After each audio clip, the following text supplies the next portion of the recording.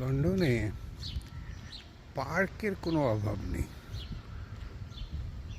ডানে বামে যেদিকেই যাবেন 500 মিটারের ভিতরে কোনো না কোনো পার্ক থাকবেই।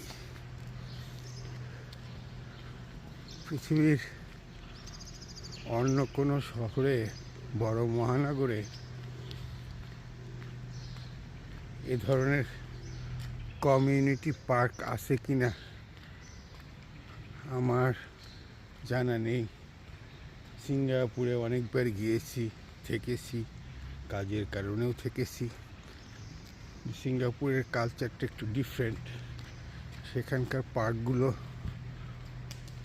বেশ বড় হয় এবং বাড়িগুলো অ্যাপার্টমেন্ট 30, 40, 50, 60 তলা, তার পাশে পার্ক করা হয়। লন্ডনের ক্ষেত্রে ব্যাপারটা সেরকম নয়।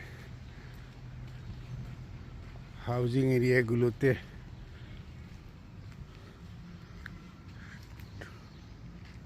মোটামুটি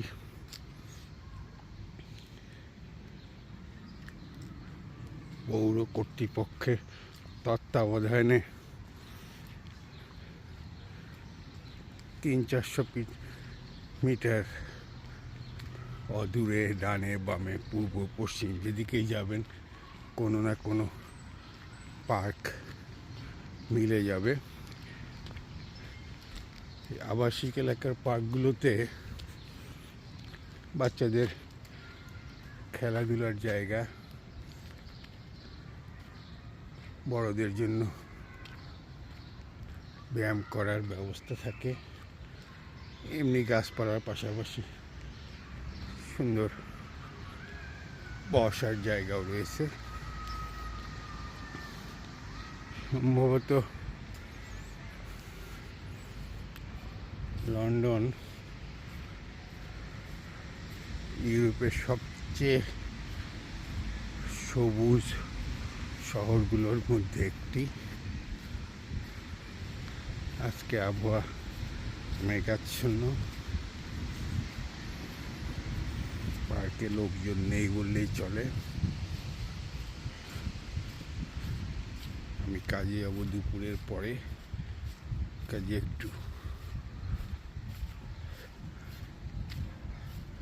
হাঁটা চলাফেরা করার জন্য পার্কে আসলাম। এখানে খেলাধুলার ব্যবস্থা আছে বড়দের জন্য, কেউ নেই, কাজেই খেলাধুলা আপাতত খেলাধুলার চিন্তা নেই। হাঁটাহাঁটি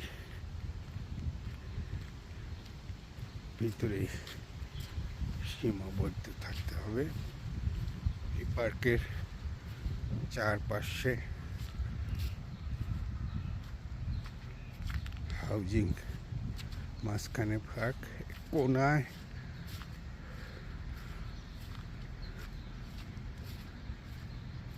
খেলাধুলার ব্যবস্থা, বাচ্চাদের বিনোদনের ব্যবস্থাও রয়েছে।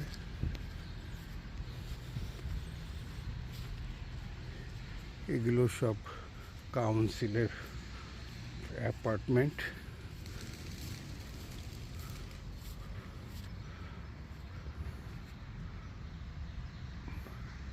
পার্কটা ঠিক মতো যত্ন নেওয়া হয় না সম্ভবত। আগাছা জন্মে গেছে।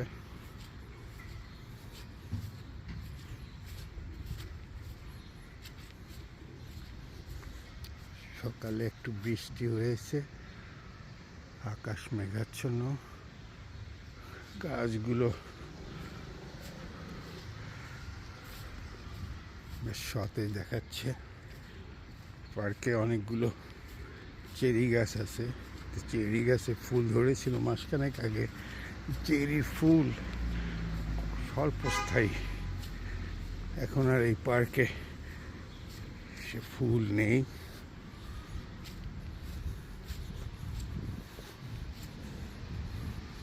বেশ পুরনো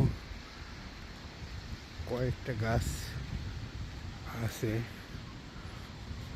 তার ভিতরে এটা একটা কি গাছ নাম জানি না, ওইদিকে আর একটা আছে ছোট্ট সিমসাম পার্ক।